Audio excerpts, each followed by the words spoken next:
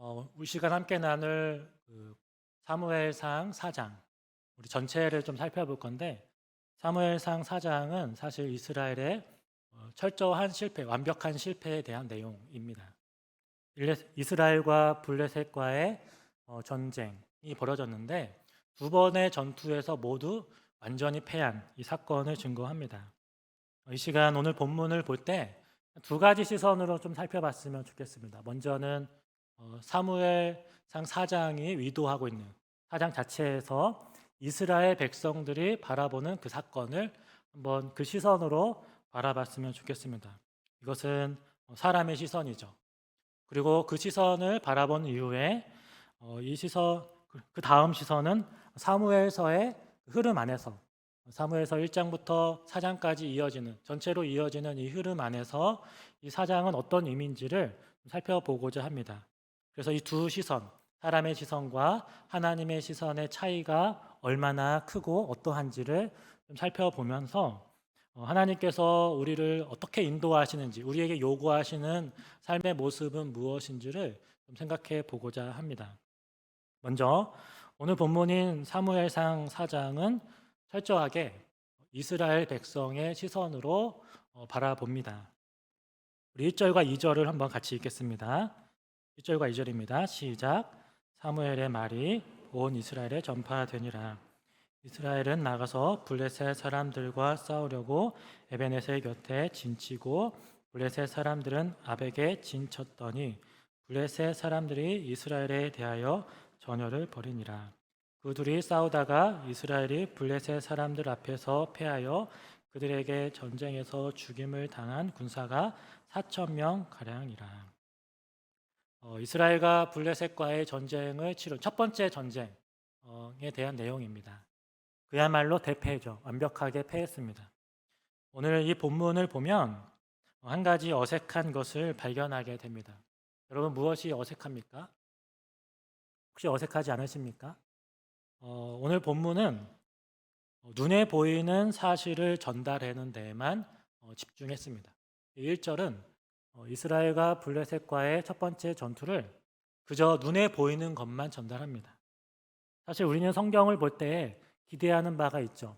우리가 성경을 볼 때 무엇을 기대하면서 성경을 봅니까? 어떤 사건, 이스라엘의 역사의 어떤 사건을 볼 때 이 사건이 벌어지게 된 하나님의 의도, 하나님의 의도를 기대하면서 성경을 보죠. 그러나 하나님의 의도를 본문에서는 발견하기 어렵습니다. 오늘 본문만으로는 하나님의 의도가 보이지 않습니다. 그리고 당시 이스라엘 백성들이 그토록 알기 원하는 이유, 그리고 우리도 너무 궁금한 이유, 하나님은 왜 이스라엘로 하여금 이 블레셋과의 전쟁에서 패하게 하셨는가? 그 이유를 알 길이 없습니다.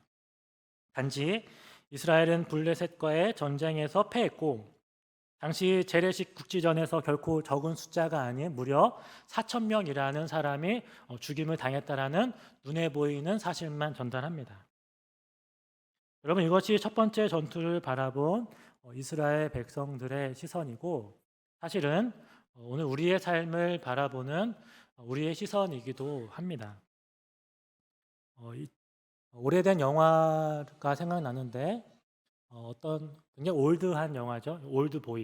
올드보이라는 영화의 한 장면이 떠올랐습니다. 여러분, 너무 오래됐지만 한번 보신 분들은 이 장면을 떠올려 보면 금방 기억하실 겁니다. 오대식이라는 사람이 갑자기 공중전화부스에서 납치를 당하고 이제 어떤 알 수 없는 방에 감금을 당하죠. 영화의 첫 장면이 어떠냐면 그 문에 굳게 닫혀 있는 그 문 맨 아래에 바닥에 작은 구멍이 있습니다. 그 작은 구멍으로 어떤 사람의 발이 와서 그 사람이 뭘 넣어주냐면 뭘 넣어주죠? 군만두를 넣어줍니다. 군만두를 넣어주는데 이 최민식이라는 이 대배우가 어떻게 연기하냐면 거기에 바닥에 엎드려서 머리를 거의 내밉니다. 그러면서 정말 간곡하게 말하는 건 뭐냐면 이런 거예요. 내가 여기서 나가게 해달라고는 하지 않을 테니까 이것만은 알려달라고 합니다. 이것만 알려달라. 내가 도대체 여기에 왜 잡혀 있는 거냐? 내가 도대체 여기에 왜 갇혀 있는 건지 그것만 알려달라. 라고 간곡하게 말합니다. 그런데 영화에서는 그 다리만 나온 그 사람은 아무 말도 안 씁니다. 침묵합니다. 그래서 이 최민식 배우가 계속해서 항변하는 거예요. 막 욕을 하면서 저주하면서 막 하다가 그 사람이 이제 침묵하다가 가려고 하니까 그 뒷모습을 보면서 또 한마디 하는 건 뭐냐면 내가 언제까지 여기에 갇혀 있어야 되냐 그것만 알려달라 라고 간곡히 절규합니다. 그러나 그 사람은 침묵하죠. 우리가 하나님의 살아계심을 믿지만 하나님의 숨결을 느끼지 못할 때가 참 많습니다. 이게 무슨 말이냐면 우리가 굳이 겪지 않아도 될 일, 이건 바꿔 말하면 우리가 원하지 않은 삶의 자리에 놓였을 때 굉장히 놀랐던 우리가 결코 원치 않았던 어떤 실패, 낭망할 수밖에 없는 상황, 그리고 어느 것도 회복의 기미가 보이지 않는 다른 사람은 다 편안하게 사는 것 같은데 나 혼자만 겪는 것 같은 그 어려움 속에서 우리는 하나님의 침묵하심을 경험합니다. 우리는 하나님께 이렇게 기도하죠. 하나님, 도대체 왜 이 어려움을 겪어야 되는지 이유나 좀 알려주세요. 그래야 제가 이것을 좀 견딜 수 있을 것 같은데 하나님, 왜 이것을 내가 겪어야 되는지 그 이유를 몰라 너무 답답합니다. 좀 알려주세요. 라고 우리가 질문하며 기도하면 하나님은 어떻게 대답하십니까? 침묵하시죠. 마치 그 숨결조차도 나타내지 않으시는 것처럼 완벽하게 침묵하시는 하나님을 우리는 경험하게 됩니다. 이것은 침묵하시는 하나님께서 우리에게 주시는 숙제죠. 우리의 숙제입니다. 여러분, 침묵하시는 하나님께서 주시는 그 숙제를 지금 어떻게 풀어가고 계십니까? 저희 개인적인 얘기를 하자면 저에게도 이런 숙제가 있는데 저에게 숙제는 저희 형, 저보다 3살 많은 두 형제인데 저보다 3살 많은 돼지띠인 저희 형입니다. 저희 형은 초등학생 때 시골 마을의 부흥회 가운데 하나님을 정말 깊이 경험하고 그 가운데 정말 진심으로 서원했는데 어떻게 서원했냐면 제가 목사가 되겠습니다. 하나님의 부르심에 따라 목사가 되겠다고 그 초등학생 때 서원을 했어요. 서원을 아버지께 말했더니 저희 아버지께서는 우리 집안에 드디어 목사가 탄생하는구나라고 너무 기뻐하시며 즐거워하셨습니다. 그 서원하는 당돌한 저희 형의 모습과 너무 기뻐하는 저희 아버지의 그 모습에 휩쓸려 저도 목사가 되겠다라고 한 거죠. 전 정말 그랬습니다. 정말 그 분위기에 휩쓸려 그래야만 하는 것 같았습니다. 저보다 더 소명이 분명하고 똑똑하고 너무 똑똑하고 저는 내성적이지만 저희 형은 굉장히 외향적이어서 너무나 사람을 좋아하고 잘 아우르는 너무나 성품이 좋은 저희 형은 사실은 중학생 때 조울증이라는 병이 발병하면서 지금까지 사실 힘겨운 삶을 살아가고 있습니다. 먼저 목사가 되겠다는 형은 사실은 목사는커녕 제대로 된 일상을 살아갈 수 없는 힘겨운 하루하루를 살아가고 있고 뒤따라 목사가 되겠다고 했던 저는 지금 이 자리에 서 있는 거죠. 인생이 너무 아이러니합니다. 그래서 저는 형을 놓고 기도할 때 늘 이렇게 기도했습니다. 하나님, 저희 형은 왜 아파야 합니까? 저희 형은 왜 이 고통을 겪어야 합니까? 그 이유라도 좀 알려주세요. 그래야 제가 형을 볼 때 좀 더 평안한 마음으로 볼 수 있을 것 같습니다. 혹은 하나님, 언제까지 저희 형이 아파야 합니까? 언제 저희 형은 완치되는 겁니까? 라는 기도를 하나님께 참 많이 했습니다. 그러나 하나님의 의도를 알려달라는 저의 간구에 하나님께서는 여전히 지금까지도 침묵하고 계십니다. 제가 느끼는 감정은 어떤 숨결도 느낄 수 없는 공허함. 그런 기도를 하면 이 기도를 하면 할수록 하나님의 숨결조차 느낄 수 없는 공허함이 제 안에 참 많이 밀려왔습니다. 어떤 기분이냐면 숨바꼭질을 할 때 술래가 가까이 오면 숨어 있는 사람은 어떻게 하죠? 그 장롱 뒤에 숨어서 내 숨결조차 술래에게 들키지 않으려고 숨을 꽉 참고 기다리는 것처럼 들키지 않으려고 숨을 참는 것처럼 이 기도를 할 때마다 하나님은 저에게 의도적으로 침묵하시는 것을 참 많이 느꼈습니다. 여러분, 침묵하시는 하나님께서 내주신 여러분의 숙제는 어떻게 풀어가고 계십니까?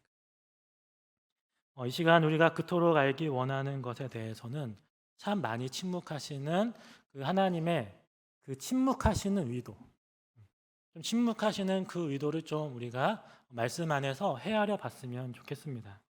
우리 3절 한번 같이 읽겠습니다. 본문 3절입니다. 시작. 백성이 진영으로 돌아오매 이스라엘 장로들이 이르되 여호와께서 어찌하여 우리에게 오늘 블레셋 사람들 앞에 패하게 하셨는고 여호와의 언약궤를 실로에서 우리에게로 가져다가 우리 중에 있게 하여 그것으로 우리 원수들의 손에서 나게 하자 하니.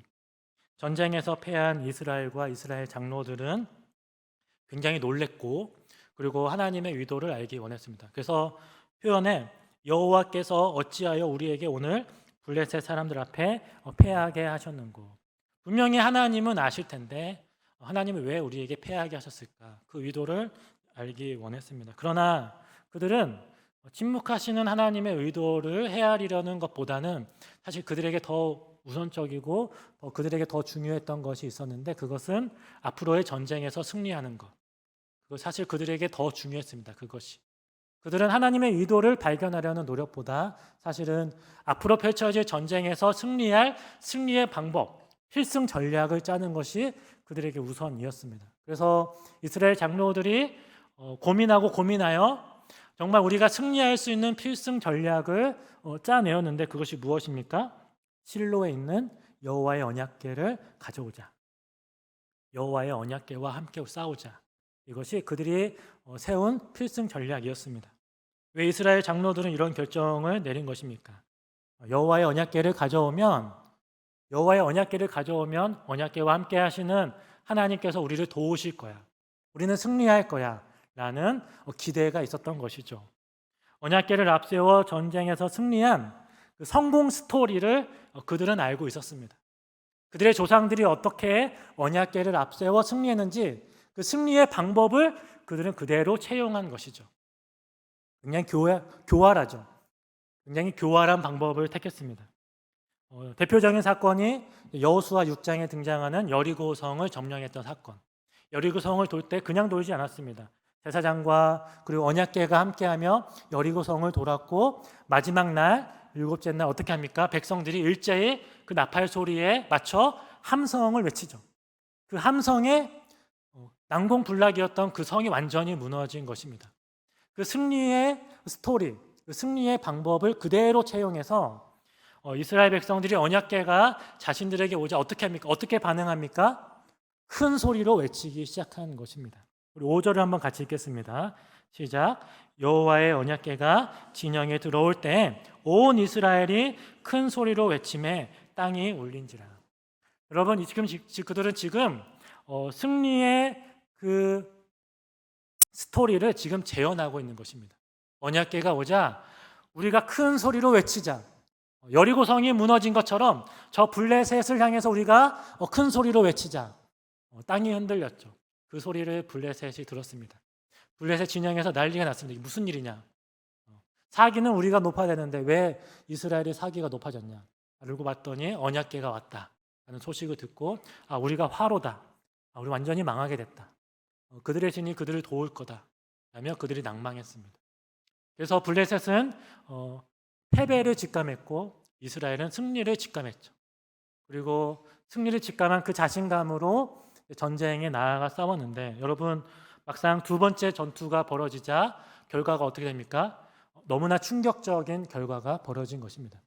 여러분 이건 굉장히 충격적인 사건입니다. 우리 10절과 우리 11절을 같이 읽겠습니다. 시작. 블레셋 사람들이 쳤더니 이스라엘이 패하여 각기 장막으로 도망하였고 사륙이 심히 커서 이스라엘 보병에 엎드려진 자가 3만 명이었으며 하나님의 궤는 빼앗겼고 엘리의 두 아들 홈니와 비느하스는 죽임을 당하였더라. 여러분 얼마나 충격적입니까? 여호와의 궤와 함께 언약궤와 함께 전쟁에 나갔는데 완전히 패했습니다. 죽은 자가 4천이 아니라 오히려 그때가 나았습니다. 죽은 자가 3만. 무려 3만 명이 죽었고 그리고 언약궤를 이방인 블레셋에 할례받지 않은 자들에게 빼앗겼고, 그리고 아주 귀한 존귀한 자였던 제사장인 홈리와 비느하스 제사장이 전쟁에서 죽었습니다. 여러분, 이것은 굉장히 충격적인 사건입니다. 당시 이스라엘에게 너무나 충격적인 사건. 지금 우리에게는 전혀 충격적이지 않지만 사실은 충격적입니다. 왜냐하면 이 소식을 들은 엘리 제사장이 어떻게 반응했습니까? 너무 놀래서 의자 뒤로 넘어져 목이 부러져 죽었죠. 여러분, 어느 누구도 넘어지지 않았지만 엘리 제사장은 소식을 듣고 의자에서 넘어져 목이 부러져 죽었습니다. 여러분, 이 소식을 들은 엘리의 며느리 비느하스의 아내인데, 그 아내가 산통을 겪기 시작했고 아들을 낳았습니다. 그 아들의 이름을 뭐라 지었냐면 이가봇, 바로 영광이 없다라는 이가봇이라고 짓고 죽었죠. 죽기 직전에 이 며느리가 이렇게 고백했습니다. 22절을 한번 같이 읽겠습니다.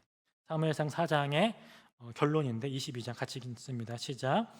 또 이르기를 하나님의 궤는 빼앗겼으므로 영광이 이스라엘에서 떠났다 하였더라. 영광이 이스라엘에서 떠났다. 이것이, 이 표현이 두 번의 전쟁을 치르고 두 번 다 완벽하게 실패한 이스라엘 백성과 엘리 제사장의 가문의 결론이었습니다. 이들이 영광이 이스라엘을 떠났다라고 결론 지을 수밖에 없었던 이유는 그들의 시선에서 이 두 번의 전쟁은 하나님의 일하심, 어디도 하나님의 일하심을 볼 수 없는 사건이었기 때문입니다. 그들의 인간적인 시선에서는 철저한 실패, 완벽한 패배 가운데 그곳에 하나님이 계시지 않았습니다. 그렇기에 영광이 이스라엘을 떠났다라고 밖에 설명할 길이 없었던 것이죠. 하나님이 우리와 함께 하시지 않으신다라고 결론을 맺은 것입니다. 여러분, 우리는 실패의 자리에서 동일하게 반응합니다. 이것이 완벽한 실패를 경험한 불완전한 인간의 반응입니다. 우리의 반응입니다. 우리도 똑같이 반응합니다. 우리도 똑같이 우리의 완벽한 실패를 경험할 때 실패의 자리에서 하나님의 영광, 하나님의 일하심은 없다라고 우리는 결론 지어 버립니다. 제가 저희 형을 두고 기도할 때 하나님 왜 저희 형은 아파야 합니까? 라고 기도할 수밖에 없었던 건, 왜냐하면 저희 형의 인생을 옆에서 지켜보면서 하나님의 영광이 보이지 않았기 때문입니다. 목사가 되겠다고 했던 그 사람에게서, 우리 형에게서, 너무 귀한 사람에게서 하나님의 영광, 하나님의 일하심을 어디에서도 발견할 수 없었기 때문에 저는 기도할 수밖에 없었던 것이죠. 하나님의 영광이 어디 있습니까? 하나님, 저희 형은 왜 아파야 합니까? 하나님의 일하심을 저는 볼 수 없습니다 라고 실망하고 기도했던 것이죠. 그래서 우리는 하나님께 실망하기도 하고 항변하기도 하고 하나님의 영광이 떠났다. 즉 하나님은 더 이상 내 삶의 이 영역에서는, 이 일에 대해서는, 이 직장의 문제에 대해서는, 이 가정의 문제에 대해서는, 그리고 나의 이 건강의 문제에 대해서는 하나님께서는 더 이상 아무 일도 하시지 않아 라고 우리는 금세 결론 지어 버립니다. 그러나 하나님께서 우리에게 지속적으로, 너무나 반복적으로 말씀하시는 것은 무엇입니까? 그것은 우리의 시선에서는 하나님의 영광, 하나님의 일하심이 보이지 않을지라도, 우리의 이해 안에서, 우리의 지혜 안에서는 하나님의 일하심이 이해가 되지 않을지라도 하나님은 여전히 실수하지 않으시고 자신의 백성을 향한 하나님의 선하신 뜻을 지금도 이루어 가고 계시다는 것, 이것을 하나님께서는 지속적으로 우리에게 말씀해 주고 계십니다. 믿으십니까? 이 하나님의 말씀을 지금 우리가 믿음으로 받아들이고 있는 중입니다. 여러분, 이 사실이 너무나 분명한 것은 사무엘 상의 이 4장의 내용을 이스라엘의 시선으로 보는 것이 아니라 하나님의 시선, 이 사무엘서에 있는 흐름 안에서 이 본문을 볼 때 너무나 분명하게 드러납니다. 이스라엘의 완전한 실패의 이 사건은 사실은 하나님께서 너무나 사랑하는 자신의 백성들을 향한 하나님의 선하신 일을, 하나님의 영광을 드디어 드러내기 시작한 하나님의 과정이었음을 우리는 확인하게 됩니다. 하나님의 과정. 앞서 2장 중반부터 3장까지 긴 내용이 어떤 내용이냐면 하나님께서 당시 이스라엘이 타락할 수밖에 없었던 이유 중에 하나, 그것은 하나님과 이스라엘 백성 사이에 중보자로 세운 그 제사장이 얼마나 타락했는지, 백성들이 하나님 앞에 온전히 예배드릴 수 없도록 그들이 완전히 막아버린 것입니다. 하나님은 그래서 제사장의 죄악을 폭로하십니다. 그 중심에는 엘리의 두 아들 홈니와 비느하스가 있었고 그들의 범죄를 완전히 폭로하시죠. 그리고 그 두 아들의 범죄를 알고도, 그 죄악이 얼마나 중한지 알고도 그 자녀를 책망하지 않은 그 엘리 제사장, 하나님께서는 이 엘리의 가문들을 완전히, 엘리의 가문을 끊어버리겠다, 영원히 끊어버리겠다라고 말씀하셨습니다. 그래서 하나님의 사람을 통해, 어린 사무엘을 통해서 분명히 말씀하셨죠.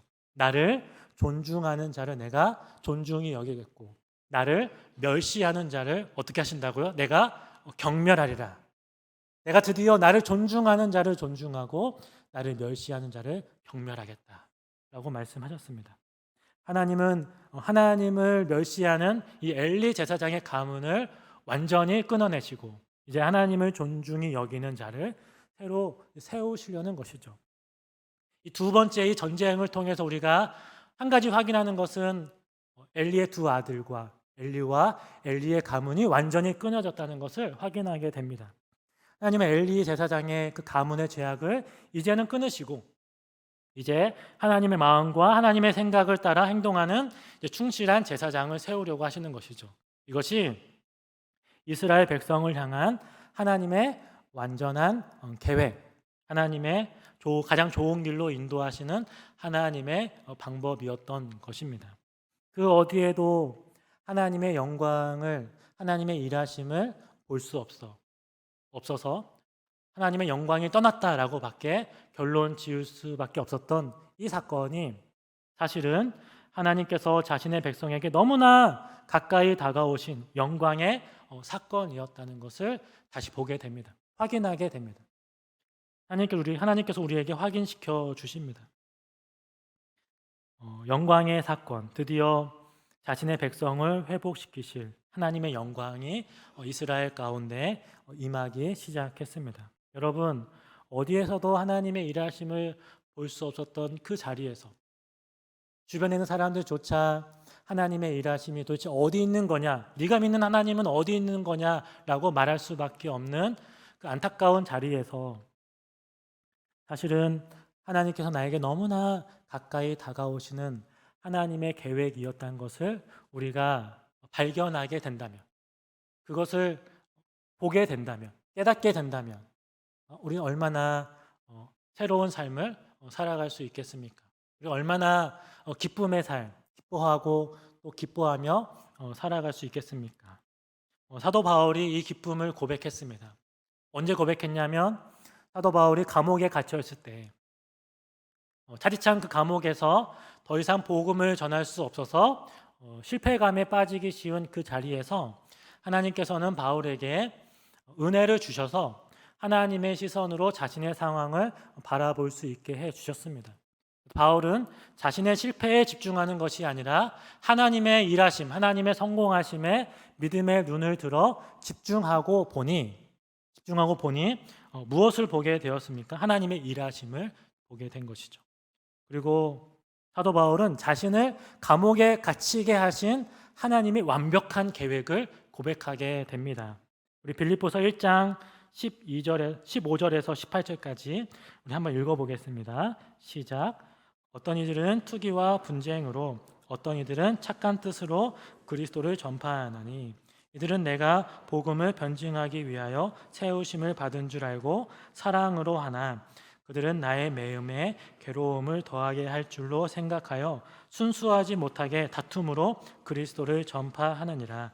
그러면 무엇이냐? 거칠애로 하나 참으로 하나 무슨 방도로 하든지 전파하는 것은 그리스도니 이로써 나는 기뻐하고 또한 기뻐하리라. 여러분, 더 이상 복음을 전할 수 없는 그 감옥에서 사도 바울은 기뻐하고 또 기뻐합니다. 왜 그렇습니까? 자신의 갇힌 상황을 보고 어떤 이는 선한 뜻으로 담대하게 복음을 전했고, 어떤 이는 바울을 시기하고 질투했던 사람은 바울을 더 괴롭히려는 의도로, 불건전한 의도로 복음을 전했는데, 예수님을 전했는데, 바울이 자세히 보니 결국 자신의 갇힘으로 인해 그리스도가 더욱 전파되었다라는 것입니다. 그 사실만으로 내가 이 자리에서, 감옥에서 지금 너무나 기뻐하고 있다라고 고백하는 것이죠. 여러분, 이 기쁨이 우리의 삶에 좀 넘쳐났으면 좋겠습니다. 우리가 이 기쁨으로 좀 살았으면 좋겠습니다. 어느 누구도 세상이 줄 수 없는 그 기쁨을 우리가 누리기를 소망합니다. 그러나 여러분, 우리가 왜 이 기쁨을 누리지 못합니까? 왜 우리의 삶에서 계속해서 낭망하고 실패하며 좌절합니까? 왜 하나님의 침묵하심에 우리가 늘 지금 괴로워하고 있습니까? 오늘 본문에서 좀 확인하게 되는 것은 우리의 참 연약함이 있다는 것, 혹은 우리의 정말 치명적인 죄악이 있다는 것을 발견합니다. 그것은 나의 성공을 위해 하나님을 이용하려는 아주 위험한 시도입니다. 위험한 도전이죠. 나의 신앙이 성공의 수단으로 전락해 버린 것. 여러분, 이스라엘 장로들은 언약궤를 가져와서 승리의 수단으로 삼습니다. 승리의 경험에 그 경험만, 그 방법만 그대로 가져와서 하나님께서 왜 이스라엘 백성들에게 여리고 성에서 승리하게 했는지를, 그 하나님의 의도를 헤아리지 않고 그 성공의 방법만 그대로 가져와서 하나님을 수단 삼은 것이죠. 이것이 얼마나 교활한 일입니까? 얼마나 하나님께서 경멸하시는 일입니까? 어제 점심 때 한 초대를 받았습니다. 식사 초대를 받았는데 저희 목장, 3교회 목장에 가장 연로하신 우리 권사님들의 목장에 초대를 받아서 같이 식사했습니다. 한 분 한 분 기도 제목을 여쭤보니 다 자녀들에 대한 기도더라고요. 그래서 그러면 저도 자녀에 대한 기도를 부탁하겠습니다 하면서 결혼한 지 8년 되었지만 아직 자녀가 없습니다. 저에게 자녀가 생길 수 있게 기도해 주세요라고 했더니 어느 한 집사님께서 이렇게 얘기하신 거예요. 나는 결혼한 지 10년 만에 아기가 생겼다. 딸이 셋이신데 결혼한 지 10년 만에 아기가 생겼다라고 하시는 거예요. 저에게 소망을 불어넣어 주신 거죠. 하나님은 그래도 일하신다. 괜찮다. 우리 하나님을 의지하자. 너무 좋은 의도로 말씀해 주셨는데 어떻게 아기를 낳았냐? 15일 동안 금식하셨다는 거예요. 15일 동안 금식하셨는데 그 방법을 가져오기에는 좀 부담스럽더라고요. 그런데 집사님 혼자 금식하셨대요. 마지막 3일만 남편이 금식했대요. 그건 좀 할 수 있겠더라고요. 그래서 제 입에서 이런 말 한 거예요. 그러면 저희 아내에게 금식을 시켜야겠네요 라고 말한 거예요. 여러분, 그 위험한 시도를 집에 와서 했으면 정말 큰일 날 뻔했습니다. 왜냐하면 제가 저희 아내에게 와서 여보, 오늘 집사님이 10년 만에 아기를 낳았는데 금식을 15일 동안 하셨대. 내 아내만 했대. 남편은 3일만 하면 된대. 여러분, 그 방법만 그대로 가져와서 제가 아내에게 말한다면 여러분, 아내는 저희를 어떻게 바라볼까요? 경멸이 바라보겠죠. 경멸하게. 금식이 경멸한 게 아니라 이 금식은 아주 귀한 소중한 것을 가져와 자신의 아내를 수단으로 여긴, 나의 목적을 이루기 위해 아내를 수단 삼으려 했던 저의 태도에 저희 아내는 저에게 경멸했겠죠. 여러분, 이겁니다. 우리가 하나님을 나의 수단으로 삼아 성공의 스토리를 그대로 가져와 신앙의 방법을 그대로 가져와 나의 성공과 나의 욕망을 성취하기 위한 하나님을 도구 삼으려고 할 때 하나님은 그것을 어떻게 보시냐면 경멸하게 보십니다. 너무나 위험한 시도인 겁니다. 너무나 위험한 시도입니다. 여러분, 이스라엘 백성들이 그 위험한 시도를 할 때 어떤 표현을 많이 썼냐면 우리라는 표현을 많이 썼습니다. 우리 사무엘상 4장 3절에 우리라는 표현이 너무나 많이 등장합니다. 여호와의 궤를 실로에서 우리에게로 가져다가 우리 중에 있게 하여 그것으로 우리를 우리 원수들의 손에서 구원하게 하자. 그들은 하나님의 승리가 아닌 자신의 승리를 위해서, 하나님의 일하심이 아닌 자신의 목적을 달성하기 위해서 하나님을 끌어왔습니다. 하나님을 도구 삼았습니다. 하나님께 정말 경멸하시는 태도죠. 여러분, 이스라엘 백성들이 언약궤가 왔을 때 그들은 소리를 외치며 기뻐했습니다. 여러분, 그들이 왜 기뻐했습니까? 하나님의 언약궤가 왔으니 우리는 이겼다라는 그 기쁨의 승리를 외치며 기뻐한 것이죠. 여러분, 사도 바울이 감옥에서 기뻐한 것과는 완전히 다른 기쁨이죠. 사도 바울이 감옥에서 기뻐한 기쁨은 하나님께서 함께 기뻐하시는 기쁨이었다면, 이스라엘 백성들이 언약궤를 보고 기뻐한 기쁨은 하나님께서 경멸하시는 기쁨인 거였죠. 이 기쁨이 어디서 등장하냐면 시내산 아래에서 금송아지를 만들었던 그 사건에서도 등장합니다.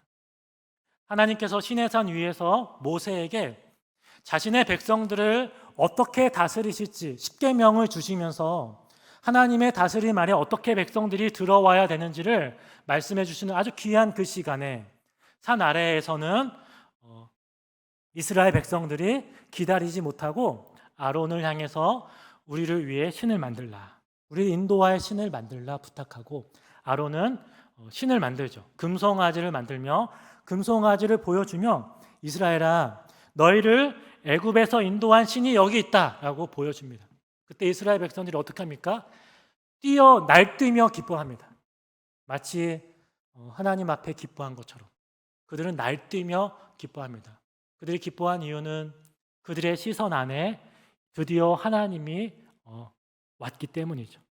자신의 시선 안에 하나님이 오셨기에 보이지 않는 하나님을 내가 바라보지 않고 보이는 하나님이 이제 내 앞에 있으니 너무나 기쁜 나머지 그들은 춤을 추며 기쁨을 표현했습니다. 하나님께서는 기뻐하는 그 백성들을 경멸히 여기셨고 그들의 행위로 인해 그들은 완전히 멸절당할 뻔했습니다. 하나님 그 모습을 얼마나 경멸하셨는지 그들은 완전히 진멸당할 뻔했습니다. 여러분, 언약궤가 없었던 전쟁보다 언약궤를 끌고 와 이루었던 두 번째 전쟁이 더 크게 패배했다는 사실에 우리는 그 경고에 귀를 기울여야 합니다.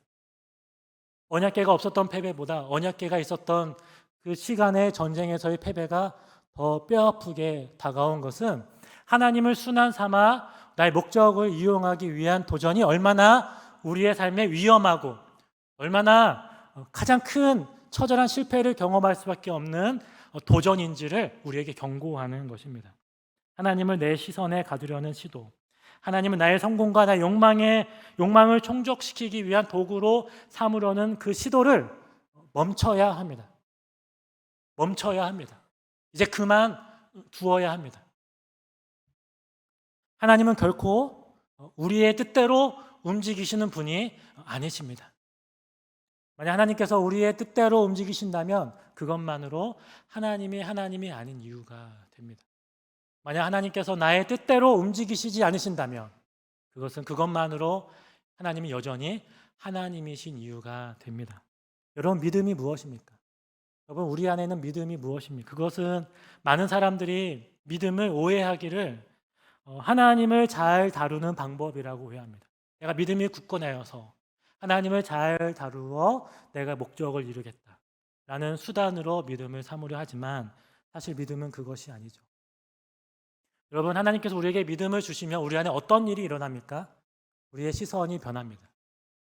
나의 상황만 바라보던 나의 시선이 변하여 누구를 보게 됩니까? 하나님을 보게 되고 나의 시선을 하나님께 고정시키게 됩니다.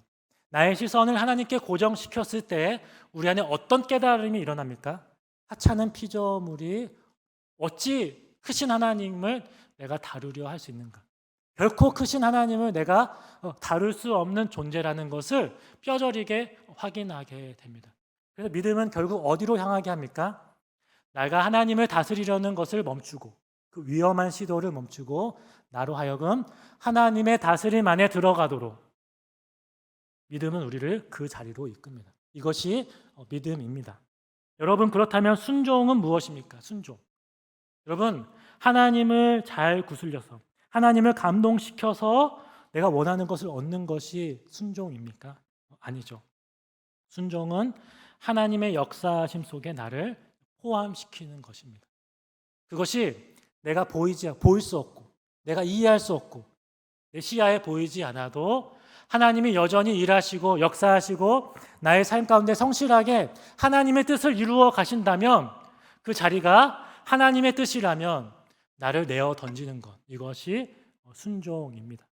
내가 이해해서 하는 것이 아니라 이해할 수 없을지라도 걸어가는 것, 나를 내어 드리는 것, 하나님의 일하심에 붙여가는 것, 이것이 순종입니다. 그렇기에 우리는 중요한 것, 우리에게 너무 중요한 건 방법이 아니라 태도인 것이죠.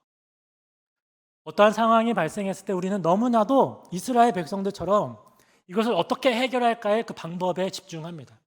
방법에 집중하면 어떻게 됩니까? 하나님을 수단으로 삼으려고 하죠. 중요한 건 뭡니까? 우리의 태도죠. 우리의 바른 태도.